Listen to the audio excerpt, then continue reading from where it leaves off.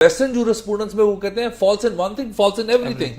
However, खिजर-ए-याद case के अंदर lots of messages Asif Saeed Khan Khosa, वो कॉन्ट्राडिक्शंस जो मटीरियल कॉन्ट्राडिक्शंस होंगी तो फिर आप उसको जो है रिलाई अपॉन नहीं करेंगे. और मुझे अच्छी तरह याद है खिजर-ए-याद केस के अंदर हुआ ये था कि एक पुलिस ऑफिसर जो था, जो वकूए का एक्चुअल गवाह था, जिसने अलेज किया हुआ था कि मेरे सामने ये वकूआ हुआ है, तो जब वो रिकॉर्ड को उन्होंने जिसे कहते हैं ना वो स्निफ आउट किया ऑनरेबल कोर्ट्स ने, तो उससे ये पता चला कि उस दिन ये बंदा लाहौर के अंदर अपनी ड्यूटी के ऊपर मौजूद था.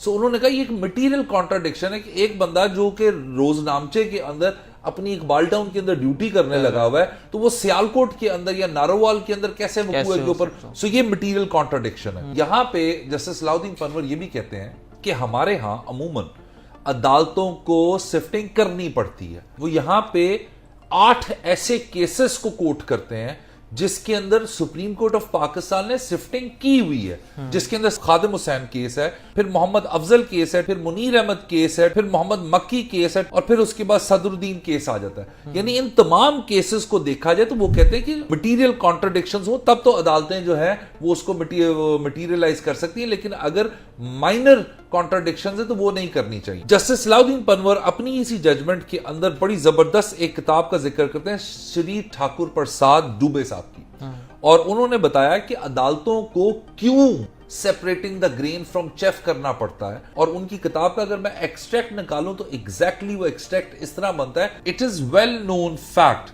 दैट जजेस often express their opinion that witnesses in India are greater liars.